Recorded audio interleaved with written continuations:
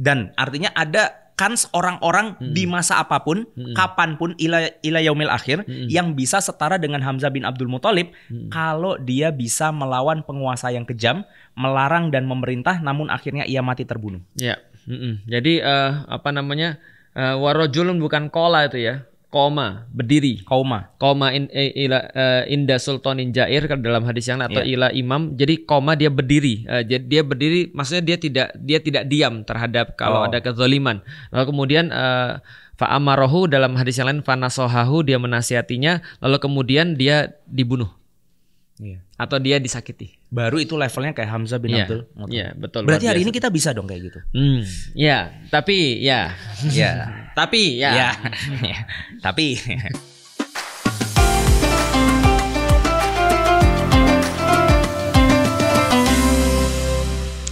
Assalamualaikum warahmatullahi wabarakatuh. Waalaikumsalam warahmatullahi wabarakatuh. Oke, Ustadz, kita masih ada di Reconnect with Quran. Ya, Reconnect with Al-Quran adalah sebuah program yang dari awal kita desain untuk menyampaikan bagaimana orang itu terhubung dengan Al-Quran. Ya, bulan Quran. Di bulan Al-Quran. Dan orang itu terhubung dengan Quran dari berbagai macam cara. Ada yang ketika baca Quran itu senang dengan misalnya senang dengan tajwidnya. Maka dia ngajar tajwid. Oh, ini Quran ini keren banget karena tajwidnya. Ada nggak sih orang kayak bisa gitu? jadi. Bisa jadi. Ada orang langgemnya, nadanya kok bisa seindah ini. Semuanya gitu. S. Qul a'udzu birabbin nas, malikin nas. Itu kalau digambarin di Turki itu kan kayak bunga-bunga itu kan. Ada orang yang senang Al-Quran itu karena aturan-aturannya. Atau jelepnya di hati. Jadi dia bilang, oh ini jelep banget di hati.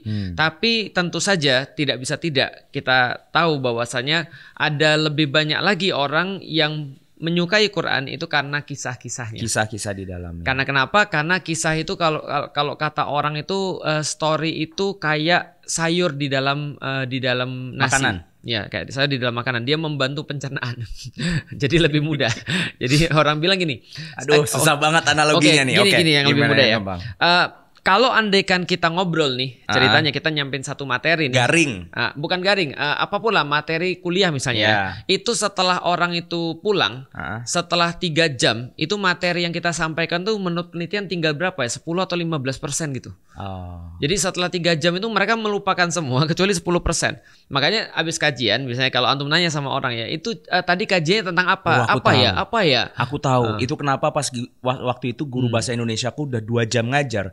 Pulang yang kita bahas itu lipstiknya bleber. Nah iya itu dia. Mending kalau lipstiknya bleber, kalau yang lain ya kan. Iya makanya. Makanya itu masih ada bahasan orangnya. Artinya kan nggak menarik ya. Ceritanya yang ketangkep. Nah kalau dia cerita ternyata lebih mudah diingat. Sekarang aku coba nanya, cerita apa? Sorry sebelumnya, antum tahu Bobo nggak? Bobo majalah. Majalah. Iya, gajah kecil berbelalai panjang. Bona. Bona. Apa cerita yang paling antum ingat di Bobo misalnya? Aduh, ya itulah. Ada yang nakal, terus nanti yang lain kena batunya, terus dinasehatin, paling gitu-gitu. Betul. Antum nggak ingat satu kisah pun misalnya yang antum ingat yang paling berkesan gitu. Apa sih Kancil Mencuri Timun kan bukan Bobo kan? Bobo juga sih. Itu Bobo juga. Bobo juga. Itu kalau aku masih ingat banget tentang Abu Nawas ceritanya. Jadi dia menceritakan bahwa Abu Nawas ini mau ditipu sama raja, biasalah. Walaupun setelah aku masuk Islam aku jadi tahu ya bahwasanya itu adalah cerita agak tendensius yang menggambarkan seolah-olah sultan tuh kayak bego banget. Betul. Dan Abu Nawas tuh kayak pintar banget. Karena itu setupnya Abbasiyah kan? Iya, setupnya Abbasiyah. Abu Nawas bersama dengan siapa namanya Khalifah Harun ar-Rasyid. Betul. Nah, jadi Harun ar-Rasyid ini kayak pengen Abu Nawas ini celaka. Terus kemudian dia tuh ya udah gini aja deh, untuk memutuskan kamu tuh benar atau tidak, nanti aku kasih 2 pilihan. Nanti kalau misalnya yang keluar adalah iya, berarti kamu salah. Kalau yang keluar tidak, berarti kamu tidak salah. Padahal Abu Nawas ini tahu bahwasanya itu sultannya itu pasti akan semuanya adalah iya. Nah, jadi semua yang dia pilih manapun adalah iya gitu maksudnya. Akhirnya dia tahu gimana caranya. Kalau antum gimana caranya?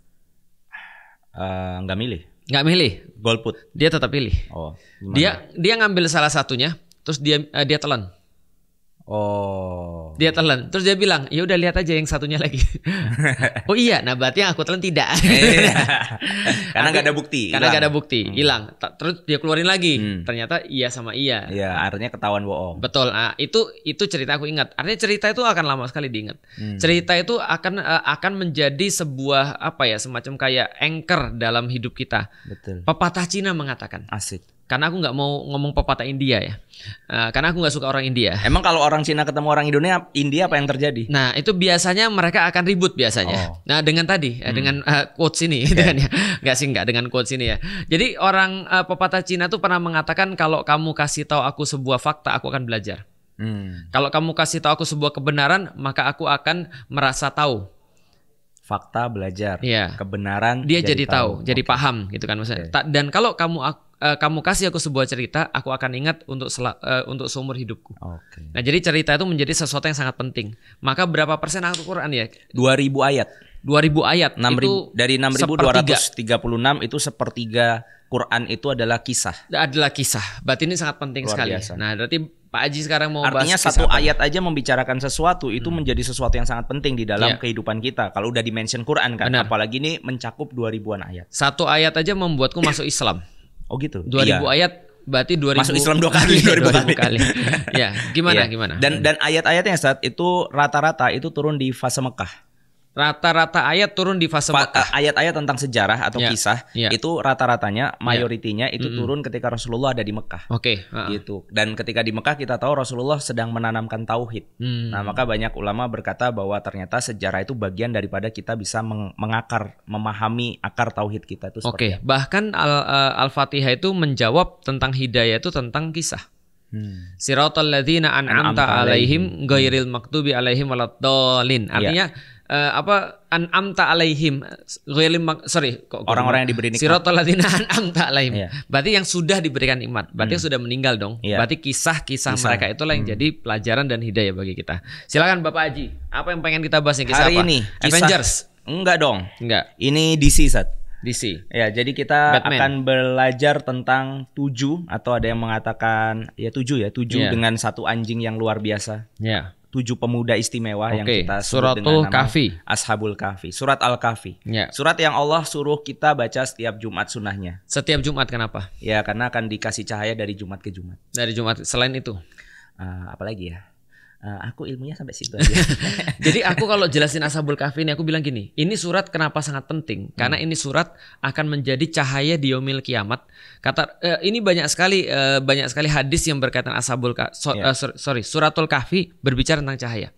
Pertama tadi di antara 2 Jumat, ada hadis yang lain antara kaki sampai Baitul Atiq, antara kaki kita sampai Mekah itu nanti ada cahaya.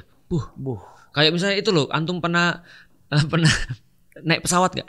Iya. Oh, nanti silakan perhatikan jalur keluar.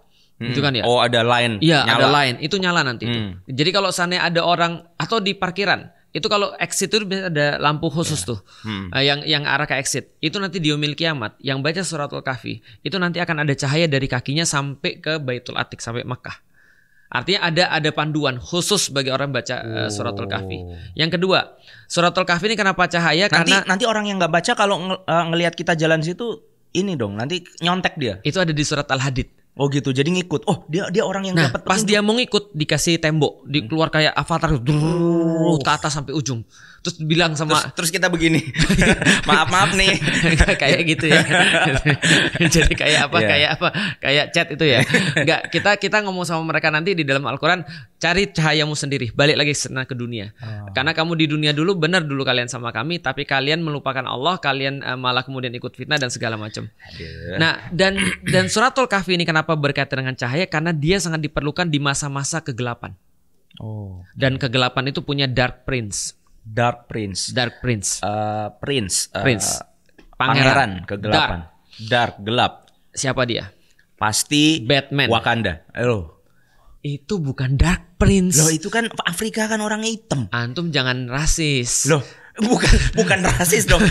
Kalau rasis itu dasar orang hitam gitu. Itu Dark King. Itu Prince. Kan Kingnya mati, T'Challa di bom di. Gitu ya? Iya, kan itu cewek sekarang. Iya, itu setelahnya lagi. Iya. Wakanda awal. Perasaanku Dark Prince itu kan Batman ya? Iya sih. Iya. Lah iya kan. Oke, balik lagi. Pangeran kegelapannya adalah Dajjal. Nah, kenapa surat ini sangat penting? Karena kata Rasulullah, nanti besok kalau kamu ketemu Dajjal, kalau aku masih sama kalian, pasti aku bela kalian. Enggak, kalau kata Rasul, kalau aku sama kalian, aku pasti bela kalian. Kalau nggak ada Rasul? Kalau nggak ada Rasul, Rasul kasih tahu. Bacain di depan mukanya. Suratul Kahfi 1-10. Jadi ini adalah surat khusus untuk berjumpa dengan Dajjal. Bagi kalian yang nanti akan bertemu dengan Dajjal, pastikan ada Al-Kahfi 1-10 di kepala kita. Terus kan setelah kita bacakan, setelah kita baca sampai 1-10 sudah habis, terus kita bilang, kata lo bisa untuk misalnya menyembuhkan orang, bisa ngidupin orang mati, mata lu kok cuma 1 terus lari baru. Jadi baru lari. Enggak, kekhawatirnya kita baca sampai 10, dia lanjutin sampai selesai. Loh, bisa jadi. Iya, makanya belum selesai sampai 10 bisa jadi kita ditebas kepalanya. Makanya. Tapi itu adalah khasiat daripada surat Al-Kahfi. Jadi ini surat khusus akhir zaman. Yuk lanjut, cahaya. Ini belum baru judul loh ini ya. Loh, iya itu bagus itu. Iya, ini jadi part 3 part kayaknya. Jadi Ustadz, dulu itu kafir-kafir Quraisy ketika merebak berita tentang kenabian Rasulullah, dia itu minta Yahudi untuk menjebak Rasulullah. Maka kata Yahudi, coba kalian tanyakan kepada Nabi kalian, kepada orang yang katanya Nabi itu, 3 pertanyaan. Yang pertama, jin nih kayaknya. Yang pertama, aku contohnya dulu ini. Yang pertama, Arnis dan enggak dong. Bukan. Enggak dong. Yang pertama, tanyakan dia tentang ruh. Oke, tanyakan dia tentang ruh. Yang kedua itu tanyakan tentang kekuasaan yang membentang antara timur dan barat. Ini cerita tentang Zulkarnain. Nah, yang ketiga tanyakan tentang pemuda-pemuda yang ditidurkan dalam sebuah gua. Nah, kata Yahudi nih, Yahudi itu paham kalau Nabi itu mesti tahu. Tapi dia ngomong sama kafir Quraisy, nanti kalau kamu tanya dia, pasti dia tidak tahu. Gitu, jadi di prank. Kafir Quraisynya itu di prank. Karena kita harus jelasin dulu kondisinya bukan kayak zaman sekarang ya. Semua sekarang udah printing. Zaman dulu kan nggak ada printing. Jadi namanya scroll itu secret scroll itu hanya dimonopoli oleh tokoh agama dan belum tentu orang semua bisa baca. Jadi kalau kata Mas Husen itu John siapa gitu pokoknya. John Cena. Iya, itu kan. Itu ada akses, ada authority, satu lagi apa?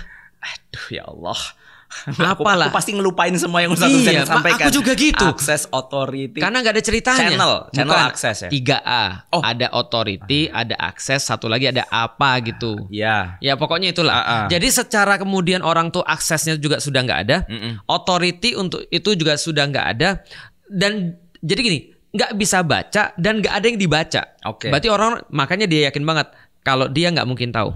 Artinya kalau ada orang yang bisa cerita, ya berarti dia tahu gitu. Berarti dia punya akses, punya authority. Dan satu lagi aku lupa. Ingat. Padahal aku udah dijelasin berapa kali Mas Husain. Sama. Aku bahkan lupa semua. Ustaz Husain siapa sih? Itu dia. Dia semakin sering muncul, orang sering melupakan dia. Itulah makanya. Orang luar biasa. Lanjut. Makanya. Ini kalau ada Ustaz Husain di sini nggak kelihatan loh di kamera. Dia. Yang mention cuma kita berdua. Asik ya percakapan dua orang ini. Iya kayak gitu. Nah jadi akhirnya bertanyalah si kafir Quraisy ini kepada Rasulullah. Nah ternyata yaitu wa makaru wa makarallah. Orang Yahudi ini pengen bikin makar dengan nipu orang-orang kafir tadi. Ya pokoknya nanti kamu dengerin jawabannya. Kalau ternyata dia tahu berarti dia bukan nabi. Ternyata bener dong, Allah tidak memberikan seluruh informasinya. Kalau dia nggak tahu dia bukan nabi. Kalau dia nggak tahu dia bukan nabi. Padahal di kepala Yahudi dia tahu. Kan gitu kan ya. Makanya ternyata setelah kafir Quraisy tanya ke Rasulullah, ternyata ada beberapa yang memang Allah nggak kasih jawabannya sama Rasulullah. Terutama misalkan pembahasan tentang ruh. Gitu. Dimana Rasulullah katakan ya untuk urusan ruh semuanya ada di sisi Allah. Aku nggak tahu. Nah justru akhirnya malah melegitimasi, oh berarti dia nabi dong. Dia nggak semuanya tahu. Gitu. Makanya ketika menjelaskan tentang Ashabul Kahfi ini, dan ini sesuatu yang tidak mungkin diceritakan Rasulullah seharusnya, Allah mengatakan nahnu nakusu alaika naba'ahum bil haq. Jadi kami kisahkan kepadamu wahai Muhammad cerita ini dengan benar. Artinya ini menghujamkan kepada Rasulullah bahwa kamu sampaikan aja ini cerita yang benar. Untuk orang yang tahu Ashabul Kahfi dia pasti akan istilahnya apa ya? Bilang kalau oh ya amazed dan nggak cuma amazed tapi confirm. Oke, Rasul paham. Makanya Allah katakan kami ceritakan kepada kamu ini cerita dengan benar. Nah, terus ceritanya innahum sesungguhnya mereka itu adalah fityah, adalah pemuda-pemuda amanu bi rabbihim wazidnahum huda. Luar biasa. Gundul ya. Apa? Oh di mataku ada harokatnya. Luar biasa. Antum pakai apa? Apple Vision Max. Aku udah apalin. Amanu bi rabbihim wazidnahum huda. Jadi ini gak cuma pemuda sekedar pemuda, tapi dia itu orang yang beriman kepada Tuhan mereka dan kemudian ditambahkan kepadanya huda, petunjuk. Apa saat dari ayat ini yang bisa kita elaborasi? Nahnu nakusu, kami menceritakan kepada kalian. Artinya kisah-kisah ini bukan kisah-kisah yang cuma kisah yang beredar, tapi hak. hak. Karena kenapa? Karena nanti di depan ada beberapa yang justru mereka nggak tahu. Jadi perdebatan yang mereka nggak confirm, justru di sini dikasih tahu.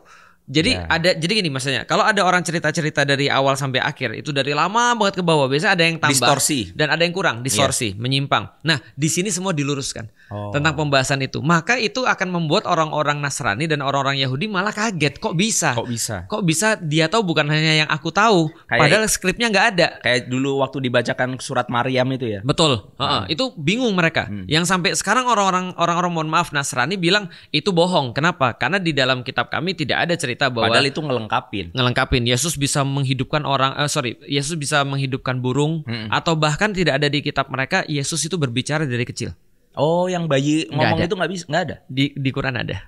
Nah, lucunya adalah mereka pernah gali gulungan laut mati kalau nggak salah, atau gulungan mana itu nanti dicek aja. Ada gulungan-gulungan yang baru dibuka dan ternyata itu adalah Alkitab. Sekeyakinan mereka itu menceritakan Yesus ngomong dari kecil. Mamam. Luar biasa. Itu maksudnya nahnu nakussu alaika naba'ahum bil haq. Gitu dengan benar. Jadi ini versi yang confirm. Oke, gitu. Versi yang komplit juga. Ya, innahum fityah. Mereka adalah anak pemuda. Apa yang istimewa dari pemuda? Fityah itu adalah gambaran bukan hanya syabab. Apa bedanya sama syabab? Syabab itu hanya dari segi umur. Fisik ya? Fisik, segi umur dia masih terlihat muda, tapi fityah jiwa itu adalah jantan. Ini anak-anak jantan, innahum fityah. Maka dikatakan ada fataul Arab, artinya yang paling jantan di antara orang-orang Arab. Dilihat dari segi apa? Lakopnya siapa? Lakopnya Amr bin As. Lakopnya Muawiyah. Itu adalah banyak. Ada 4 orang yang terkenal. Amr bin As, Muawiyah, satu lagi namanya Ziyad bin Abihi, satu lagi seperti biasa aku lupa. Kenapa ya aku selalu kalau ngapal itu satunya mesti lupa aku ya. Iya. Ini buat PR juga, biar abis ada video, ada searching dulu. Nanti searching dulu Fataul Arab, pemuda-pemuda yang dari Arab, pejantan dari Arab, yang karena mereka terkenal pinternya kayak gitu. Jadi namanya Muawiyah, lalu kemudian Amr bin As, lalu kemudian Ziyad bin Abihi, Ziyad bin bapaknya karena nasabnya nggak jelas. Satu lagi aku lupa. Nah, silakan kalau yang tahu di komen. Ini kita kayak gimmick jadi di kolom. Kita sengaja lupain. Beneran. Ya, innahum fityah. Mereka adalah para pejantan terpilih. Apakah ada sekuensial dari kalimat beriman kemudian petunjuk? Itu kan aku bold ya. Iya. Gitu. Mana boldnya? Di bawah. Pemuda-pemuda yang kemudian mereka itu amanu bi rabbihim. Mereka beriman kepada Allah. Kalau mereka itu beriman pada Allah dan dari golongan pemuda, zidnahum huda. Allah tambahkan hidayah. Itu kayak konsekuensi. Jadi orang-orang yang nggak muda lagi, mohon maaf. Hidayah itu tambahannya hanya pada pemuda. Atau yang berjiwa muda tadi. Karena aku nggak menemukan ayat yang serupa berkaitan dengan bukan pemuda. Makanya gitu. Ya, itu karena dunia ini harus dijalankan oleh pemuda memang. Betul. Karena itulah kemudian kalau sudah tua tapi masih menjalankan hidup ini harus didampingi sama yang muda. Makanya betul itu. Politik dinasti itu Innahum fityatun amanu bi rabbihim wa zidnahum huda. Nanti lanjutannya pada ayat berikutnya. Itu adalah sekuensial seperti apa harusnya orang-orang itu berdakwah. Al-Kisah Ustadz. Jadi ini cerita tentang Ashabul Kahfi. Siapakah mereka? Dan ini kadang yang bikin orang bingung ya. Kayak misalkan dulu aku juga suka bingung pas baca Quran, ngapain cerita Musa? Maksudnya udah 2000 sekian gitu maksudnya. Kenapa kita harus ini kita kasih tahu dulu bahwa cerita tentang sejarah itu adalah cerita tentang bagaimana kita ngadepin masa depan ya. Gitu ya. Jadi ada ayatnya. Kok aku jadi lupa ya? Ya ayyuhalladzina amanu taqullaha wal tanzur nafsum ma qaddamat liqat. Kalau cuma satu itu yang aku lupa. Wal tanzur nafsum ma qaddamat liqat. Hendaklah kalian memperhatikan masa lalu untuk bisa menghadapi masa depan. Ada satu hal yang menarik. Perumpamaan tentang sejarah. Sejarah itu adalah menarik ke belakang. Sebagaimana seorang pemanah menarik ke belakang panahnya. Maka untuk sejauh apapun, sejauh apa dia bisa menarik panahnya ke belakang, sejauh itulah dia bisa melesat ke depan. Berarti kalau misalkan kita diceritakan tentang Musa, itu tandanya ada Fir'aun yang harus kita hadapi di zaman-zaman kita. Benar. Karena Fir'aun itu tidak diceritakan namanya. Berarti dia adalah sebuah gelar bagi orang-orang dengan kelakuan yang sama. Dan cara menghadapinya pun harusnya sama. Makanya kan yang diceritakan Musa vs Fir'aun, bukan Musa vs Ramses misalnya. Ramses II. Ramses kan bukan gitu kan ya. Tapi Musa vs Fir'aun karena Musanya tidak akan berulang, tapi Fir'aunnya akan berulang. Gitu. Keren. Kita lanjutkan. Jadi ini setupnya teman-teman. Timelinenya itu katanya antara Nabi Musa langsung ini ya. Antara Nabi Musa sampai Nabi Nabi Isa. Jadi ini peradaban di Roma ya. Jadi mereka hidup di tengah masyarakat pada saat itu penyembah pagan. Jadi Roma-Roma ini masih nyembah dewa-dewa. Antara Musa dan Nabi Isa. Nabi Isa. Jadi timeline kalau nggak tahu, kalau Ustadz tahu nggak? Maksudnya precise-nya karena kalau di searching mereka nggak tahu, tapi yang jelas ini Roma pada saat itu. Berarti 1050 sampai tahun 33. Bukan, ini Musa Isa bukan Isa ke belakang ya? Bukan kalau Nabi Isa sampai Rasulullah kan masa apa tuh? Masa Fatroh ya. Ini sebelumnya. Sebelumnya. Oke, berarti 1050 sampai sekitar 33 lah ya. 33 atau 0? Sebelum lahir. Sebelum lahir. 0 enggak ada, 1. Oh gitu. Enggak ada tahun 0. 0 enggak ada. Oh gitu ya. Enggak ada. Detik pertama itu orang nulisnya tahun pertama, langsung bukan 1. tahun 0. Enggak ada. Jadi langsung 1. Oke, kita nggak hidup di tahun itu juga, masa pusing. Jadi pada saat itu Roman Empire, dia punya raja namanya Decianus atau Dacnius. Diogenes maksudnya. Kalau bahas itu kenapa lebih gampang ya? Wikipedia ini nggak gampang loh. Aku cari di Wikipedia. Dacnius ya. Iya. Panggilannya Anus. Diogenes ini kan kayak Fir'aun gitu ya, gelar ya. Bukan Diogenes itu namanya. nama keluarga. Sama kayak itu loh yang dihadapi Aslan, Romanus Diogenes. Bisa jadi nanti Indonesia beberapa tahun ada nama gitu juga ya. Lanjut. Jadi ada raja namanya Decianus atau Diogenes tadi itu. Dia itu nyembah berhala. Dan akhirnya dia meminta warganya untuk senantiasa berkumpul untuk menyembah dewa-dewa mereka. Nah, ada pemuda-pemuda yang dia beriman tadi dikatakan, artinya dia memegang tauhid, tapi dia paham bahwa ini salah. Akhirnya mereka keluar daripada kerumunan. Dan by the way, ini orang-orang ini ada 7 pemuda ini nggak kenal satu sama lain. Jadi mereka itu keluar. Bukan boy band. Ya, pokoknya mereka keluar aja. Dan ini lebih kepada kabur sebetulnya. Jadi mereka kabur karena ini pasti akan dihukum kalau ketahuan Janus kan. Kalau ketahuan Janus itu dewa. Oh iya, Janus itu dewa Januari. Tajasus itu artinya menginteli. Iya. Dan itu dewa-dewa zaman itu kan, Janus, terus Februs gitu ya. Itu dewa-dewa zaman itu ya. Ada dewa yang terkenal kemungkinan di sini. Ini untuk tambahan teman-teman sekalian. Ada 3 dewa yang terkenal, namanya Capitolina. Capitolina itu artinya 3 dewa utama. Makanya Capitol itu kan artinya utama. Kenapa ya banyak kayak gitu ya? Kayak Brahma, Wisnu, Siwa. Itu dia ada makanya. apa. Makanya itu dia. Nah, Capitolina itu siapa aja? Pertama adalah Zeus. Tapi kalau di Romawi namanya bukan Zeus, Jupiter. Jupiter itu dewa Zeus. Oh gitu. Kalau Yunani Zeus, tapi kalau Romawi jadi Jupiter. Yang kedua adalah ini Juno. Ini sama Marvel ya. Betul, benar, itu benar. Juno yang kedua. Juno. Nah, yang ketiga itu seperti biasa aku lupa. Enggak. Kali ini aku ingat. Yang ketiga namanya Minerva. Oh, Minerva. Minerva itu kalau di Yunani itu adalah siapa namanya? Athena. Oh, Senseiya ya. Yang rambutnya ungu Minerva. Kan? Minerva tuh dewa perang. Jupiter tuh juga termasuk dewa perang. Juno tuh juga termasuk dewa perang. Capitolina. Jadi kemungkinan mereka hadapi itu. Di Indonesia juga ada dewa loh yang nguasain banyak hal. Benar. Namanya 19. Namanya Minerva. Kita lanjutin ya. Jadi ini kan Roman Empire teman-teman. Mereka bikin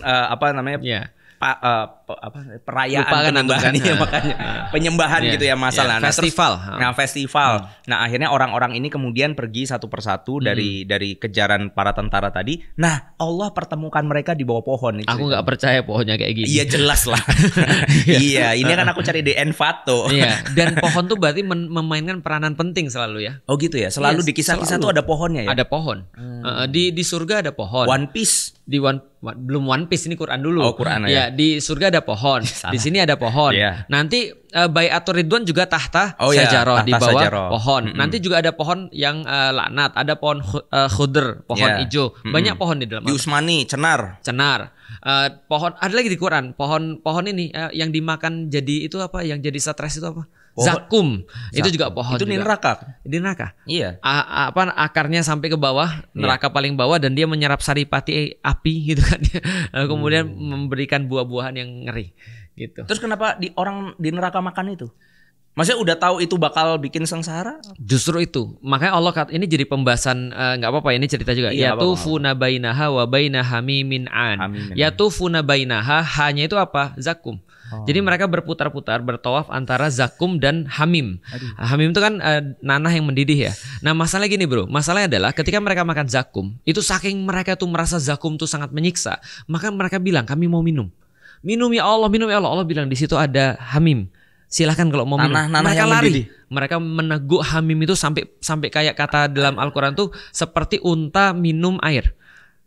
Saking lahapnya. Pas mereka minum terus hancur semua badan. Hancur semua. Terus mereka bilang lebih baik kami makan zakum. Itu maksudnya. Terus balik lagi. Habis itu balik lagi. Ya itu funa bainaha wa bainaha mimin an. Jadi kita nggak bisa nyalain sih. Karena antum tahu nggak konsep berharap. Antum pernah direfleksi nggak? Oh pernah. Pas kaki kanan antum direfleksi, antum bilang gini, kaki kiri aja lah enak. Pas kaki kiri, aduh ternyata lebih sakit udah kanan aja lah. Pas kanan sakit juga. Nah, jadi ya kayak gitu-gitu. Harapan mereka tuh membuat mereka bertawaf antara itu. Logika itu aku dapetin ketika nonton 007. Oh 007. Aku tadi 00 itu apa gitu maksudnya. 00 emang Gundam. Iya Gundam. Aku ingatnya Gundam 00. Iya 007 di cerita James Bond itu yang musuhnya punya kilang minyak itu loh. Ya. Apa Skyfall. Bukan. Terusin. Into pokoknya nanti cari ya. Casino Royale. Bukan. Jadi pokoknya yang musuhnya punya kilang minyak, dia bikin satu kilang yang bikin semua warganya itu kelaparan. Nanti terakhirnya itu orang dilempar di padang pasir, cuma dikasih satu kaleng oli bikinan dia. Ya, terus dia suruh minum. Enggak disuruh minum, cuma ditinggalin aja terus pergi. Apa yang terjadi 3 hari berikutnya mayatnya ditemuin perutnya isinya oli. Maksudnya aku jadi mikir, ya masuk akal sih. Maksudnya kalau di neraka memang kita udah dalam kondisi yang sangat lapar, adanya zakum terus gimana? Iya, betul. Gitu jadi kayak ya udah no choice ya. Quantum of Solace. Quantum Solace nggak ada off. Quantum Solace. Makanya tadi aku bilang sol. Tapi aku nggak tahu sol apa. Sol sepatu. Bukan ini tapi ya. Iya. Nah, ini yang kemudian dikatakan juga sama Rasulullah ya, arwahun junudul mujannadah. Jadi ruh-ruh yang punya satu frekuensi itu selalu Allah kemudian satukan, Allah pertemukan. Nah, mereka itu kemudian ketemu di sini dan ada cerita menarik, mereka tuh sebetulnya pas ketemu tuh takut. Karena khawatir kalau di antara mereka itu ada intel gitu. Tapi setelah cerita-cerita ternyata lo gitu. Mereka akhirnya ternyata tekotok ya. Iya, ternyata mereka kayak Spider-Man yang tunjuk-tunjukkan, loh kita sama ternyata di sini. Nah, cuma ternyata memang betul ada mata-mata yang akhirnya nemuin mereka di situ. Karena mereka di situ membangun rumah ibadah, ketahuan segala rupa ini beberapa waktu kemudian akhirnya mereka diciduk, kemudian dibawa lagi ke hadapan raja di istana. Nah, ini kita balik lagi ke istana. Nah, di istana itu ya enggak, aku susah nyarinya kalau harus ada raja gitu. Dicyanus nanti yang keluar yang lain. Nah, oke, kita lanjutkan. Nah, di hebatnya pemuda ini, makanya tadi disebutkan kan jantan. Nah, di hadapan raja itu kemudian mereka berkata, Allah kemudian warobatna ala kulubihim. Allah meneguhkan hati-hati pemuda tadi di waktu isqamu faqalu rabbuna. Jadi Rabbus samawati wal ardi. Dikala kemudian mereka itu tegak di hadapan raja itu, mereka kemudian masih bisa berkata bahwa Tuhan kami adalah Tuhan seluruh langit dan bumi. Di hadapan raja yang menyembah dewa-dewa ajaib tadi. Gitu. Nah itulah sekuensinya dari yang tadi kan ya. Coba perhatikan tuh sekuensinya tadi kan antum kan, tapi nggak usah dibalikin lagi sih. Itu sekuensinya. Jadi warobatna ala kulubihim itqamu faqalu rabbuna rabbus samawati wal ard. Jadi ujungnya adalah mereka kemudian berkata Tuhan kami dengan tegas adalah Tuhan pencipta langit dan bumi. Orang yang bisa mengatakan itu kalau mereka sudah berdiri. Jadi kalau mereka nggak berdiri, mereka nggak bisa ngomong. Gampangnya gini ya. Sorry, secara fisik atau secara fisik, batin? Secara fisik nanti kita jelasin secara batinnya. Jadi contoh gini, kalau ada orang nyanyi, itu biasanya nyanyinya berdiri. Oke. Karena kenapa? Dia lebih mudah narik napas, dia lebih mudah kuat untuk ngomong. Karena ketika kita duduk tetap kita terbatas. Kecuali yang sudah pro ya, kayak misalnya nyanyi sampai main piano atau apalah. Antum berdiri tapi nggak bisa nyanyi. Ya itu bukan aku. jadi kalau dia mau kedengeran minimal dia harus berdiri. Nah, berdiri dia akan kuat. Nah orang yang bisa ngomong adalah orang yang sudah berdiri. Dia bisa berdiri kalau dia sudah robat. Robat itu artinya dia sudah kuat. Kan warobat, nah artinya Allah ikatkan. Seperti kemudian kalau andaikan satu lidi itu nggak bisa berdiri, tapi sudah diikatkan itu bisa berdiri. Nah jadi warobat na ala kulubihim itu adalah diteguhkan kemudian hatinya diikatkan di antara mereka, baru mereka bisa berdiri. Kenapa mereka bisa diikatkan? Karena mereka dapat hidayah. Kenapa mereka dapat hidayah? Karena mereka beriman kepada Allah. Jadi iman pada Allah, dapat hidayah, kemudian diikatkan hatinya oleh Allah. Artinya ukhuwah itu terjadi sebelum kita bisa berdiri. Kalau sudah bisa berdiri, baru dakwah itu bisa tersampaikan dengan lancar. Tapi kalau seandainya kita belum mengikatkan hati, kita belum bisa baik dengan orang-orang muslim, jangan harap kita bisa kedengaran suaranya. Masya Allah. Jadi pertolongan Allah tuh langsung efek daripada keimanan tadi. Keimanan. Padahal iman itu kan pasrah ya, Sat ya. Maksudnya kita menyerah, kita itu surrender. Kalau muslim itu kan artinya orang yang menyerah. Khudu itu surrender. Nah, di sini berarti ada sesuatu yang menarik bahwa justru dengan kepasrahan dan menyerah kita atas Allah, itu justru kita jadi kuat. Benar. Karena kekuatan sejati adalah ketika dia tidak bisa lagi disetir oleh dunia. Kalau dia masih bisa disetir oleh dunia, itu belum efek daripada keimanan. Tapi yang jelas adalah kalau dia sudah beriman, Allah akan ikatkan hati. Nah, kalau Allah belum ikatkan hati, mereka nggak bisa berdiri. Gitu. Iya.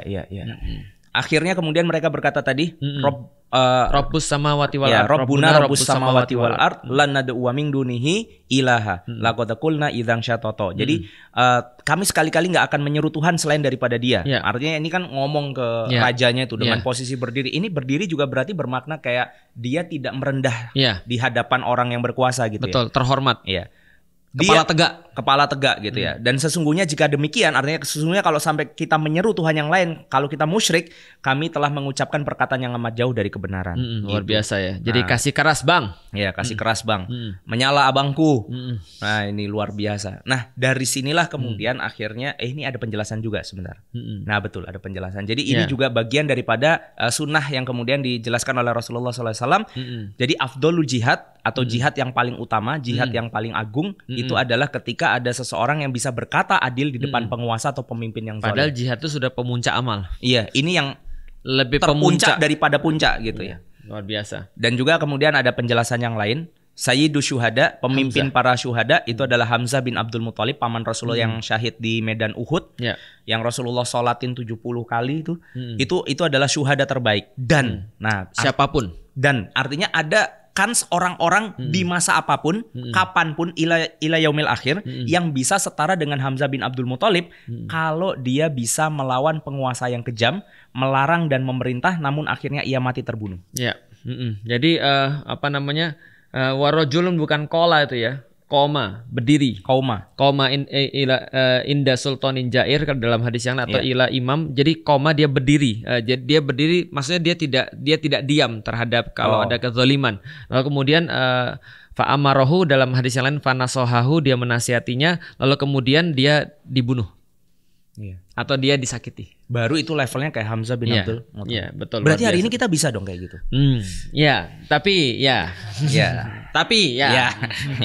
Tapi nah, orang-orang ini ternyata nggak dibunuh sama penguasa. Karena ternyata pemuda-pemuda ini selain daripada fityah tadi itu, dia itu ternyata anak-anak bangsawan. Benar. Nah, jadi orang-orang ini orang-orang istimewa. Makanya waktu itu mereka nggak dibunuh. Ketika kemudian sampai berkata seperti itu pun mereka nggak dibunuh, tapi mereka dipenjara. Nah, karena mereka kemudian juga bagian daripada ya mungkin sistem ya. Prison break. Iya, akhirnya prison break. Mereka bisa lepas dari penjara gitu. Entah gimana caranya, pokoknya intinya mereka kabur. Berarti salah satunya adalah Michael Scofield. Prison break. Nah, kemudian mereka berlari di tengah malam dengan kejaran-kejaran para tentara-tentara di belakang mereka. Jadi ini dikatakan dalam kurang lebih 3 hari. Bagus kan? Tapi kayaknya mereka nggak di sini deh. Enggak, iya. Ini juga kayaknya jalan bukan lari ya, kayak lambat ini. Terus mereka berlari. Iya, sambil menghitung kunang-kunang. Enggak ya? Enggak. Ini aku kasih tahu itu salah ya. Nah, di perjalanan inilah kemudian mereka mengatakan doa yang sampai sekarang kita hafal insyaallah ya. Jadi mereka kemudian berkata Rabbana atina min ladunka rahmah wa hayyi' lana min amrina rasyada. Wahai Tuhan kami, berikanlah rahmat kepada kami dari sisimu dan sempurnakanlah bagi kami petunjuk yang lurus dalam urusan kami ini. Luar biasa, ini doa yang ini doa istimewa menurut istimewa. Salah satu bagian dari doa istimewa itu adalah kalau doanya itu memasrahkan segala sesuatunya kepada keputusan Allah. Betul. Dan teman-teman jadi tahu, ini favoritku sebenarnya. Ketika aku ngasih tahu beberapa orang yang bingung ya, yang stres. Bingung itu kan ada banyak ekspresi ya. Ada insecure, dan segala macam. Bingung itu kan nggak ada itu. Insecure, overthinking itu kan masuk bingung ya. Confused. Dan nanti Dajjal itu akan bawa satu senjata, confusing. Jadi makanya ketika kita nanti ketemu Dajjal, ini adalah pamungkasnya nih. Jangan kita lah, Anda aja. Kalau ini pamungkasnya. Dia terakhir kali dia akan bacakan, yang terakhir kali dia akan baca Rabbana atina min ladunka rahmah. Ini yang baca Dajjal? Enggak, kita yang baca di depan Dajjal. Nanti kan kata Rasul kalau kamu ketemu bacain. Itu kan perintah Rasul. Habis itu tok lari. Habis itu bilang, katanya kamu hebat, kenapa buta satu? Terus baru lari. Jadi gitu. Jadi ini kan ayat yang terakhir dibaca nih. Nah, kenapa dikatakan ini adalah ayat yang terakhir dibaca? Karena nanti orang-orang ketika di depan Dajjal itu cuma punya satu kekuatan, tapi luar biasa ngeri. Apa? Dia buat orang confused. Iya. Dia kamu punya bapak? Punya. Pengen bapakmu hidup lagi? Tebak-tebakan. Bapakmu tentara ya, bukan? Jadi kamu pengen bapakmu hidup lagi? Dia confused.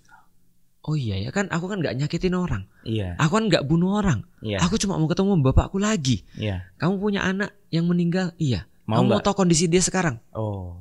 Aku kan nggak nyakitin siapapun ya. Iya. Aku tetap beriman pada Allah ya. Dan segala confused. Makanya orang confused itu bukan minta apapun, karena dia nggak ngerti. Sama kayak orang pergi ke Google, dia bingung mau search apa. Akhirnya, maka yang harus diminta oleh orang-orang bingung, dan itu adalah semua manusia, Rabbana atina min ladunka rahmah. Rahmah itu adalah permintaan orang-orang bingung. Makanya Allah rahmati, ya Allah kasih sayangi, ya Allah kasih saya sayang ya Allah. Baru kemudian setelah sayang Allah kasih tahu Rabbana atina min ladunka rahmah wa hayyi lana min amrina rasyada. Baru dia minta guidance. Dan bukan sembarang guidance, karena rasyad itu adalah special guidance. Rasyad itu dituntun. Itu rasyad. Jadi kalau cuma hada itu cuma itu di situ. Itu hada. Kalau rasyad itu dia sini yuk tak tuntun ke sana. Dipastikan nyampe. Kalau kita punya teman namanya Rosyid, penuntun berarti. Penuntun. Tapi belum tentu. Gitu kan. Misalnya. Ya itu artinya penuntun, Rosyid gitu kan. Khulafa Rasyidin itu adalah orang-orang yang dituntun oleh Allah. Iya, gitu. Iya. Dan kalau aku ngelihat doa-doa istimewa dari orang-orang istimewa yang sampai akhirnya dimaktubkan di dalam Al-Qur'an itu kayaknya semuanya hampir selalu berorientasi akhirat. Iya.